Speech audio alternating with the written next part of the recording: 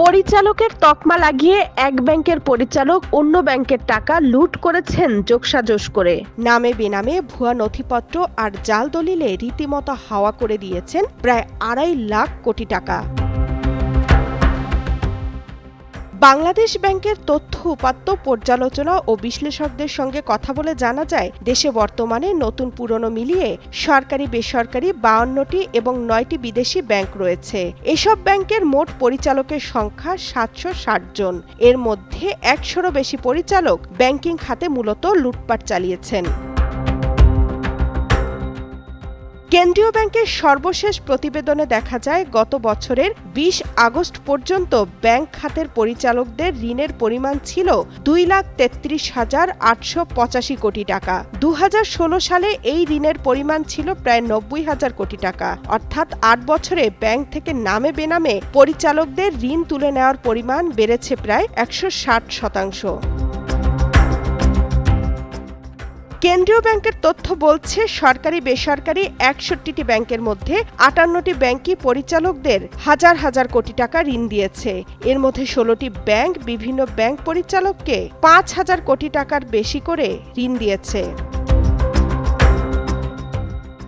বিভিন্ন ব্যাংকের তথ্য পর্যালোচনা করে দেখা যায়, বিভিন্ন ব্যাংক পরিচালককে প্রায় 27,000 কোটি টাকা ঋণ দিয়ে শীর্ষ অবস্থানে রয়েছে বেসরকারি খাতের ইসলামী ব্যাংক, আর দ্বিতীয় অবস্থানে থাকা পূবালী ব্যাংক থেকে ঋণ নেওয়ার পরিমাণ 17,000 কোটি টাকা, আর তৃতীয় অবস্থানে থাকা রাষ্ট্রায়ত্ত জনতা ব্যাংকের ঋণের পরিমাণ 13,500 কোটি টাকারও বেশি। চতুর্থ অবস্থানে থাকা এক্সিম ব্যাংক থেকে পরিচালকরা নিয়েছেন 13,500 কোটি টাকা ঋণ, আর পঞ্চম স্থানে থাকা ইউনাইটেড কমার্শিয়াল ব্যাংকে ঋণ 10,000 কোটি টাকা। এখন যে কোনো ব্র্যান্ডের পুরাতন এসি বদলে নতুন ওয়ালটন এসিতে উপভোগ করুন 25% ছাড়।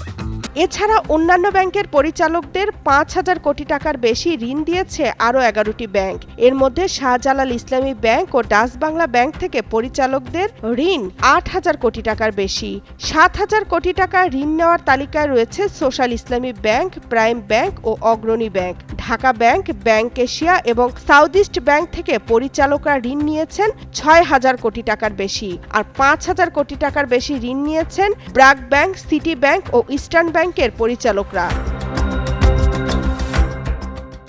সরকার পরিবর্তনের পর 14টি ব্যাংকের পরিচালনা পর্ষদ পরিবর্তন করা হয়েছে। পদ হারিয়েছেন 50-এর বেশি পরিচালক, যারা ঋণ নিয়ে এখনো ফেরত দেননি। ন্যাশনাল ব্যাংক থেকে পদ হারিয়েছেন শিকদার গ্রুপের রণ হক ও রিক হক শিকদার। 469 কোটি টাকা আত্মসাতের অভিযোগে 2 ভাইসহ ন্যাশনাল ব্যাংকের সাবেক 10 পরিচালকের বিরুদ্ধে মামলা করেছে দুদক। স্বতন্ত্র পরিচালক সাবেক পানি সম্পদ উপমন্ত্রী এনামুল হক শামীমকেও আসামি করা হয়েছে। পরিচালকদের মধ্যে বড় ঋণগ্রহীতার তালিকায় ছিলেন সাবেক প্রধানমন্ত্রী শেখ হাসিনার বেসরকারি বিনিয়োগ ও শিল্প উপদেষ্টা সালমান এফ রহমান। সরকার বদলের পর তিনি গ্রেপ্তার হন।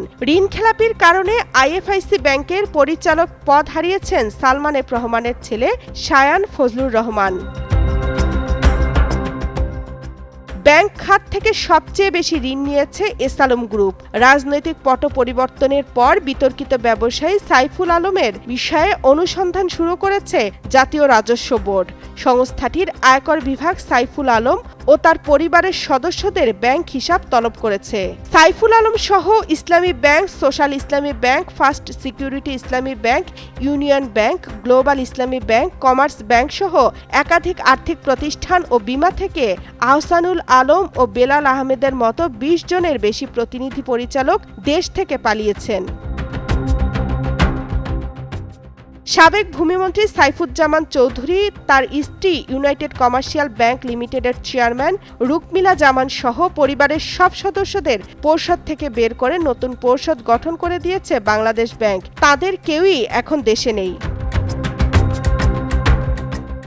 বিশেষজ্ঞদের মতে, ঋণের বিপরীতে তারা যে সম্পদ জামানত রেখেছিলেন তা দিয়ে 10% টাকাও আদায় করা সম্ভব নয়। তাই অভিযুক্ত ব্যাংক পরিচালকদের দেশে ফিরিয়ে এনে বিচার করার দাবি তাদের।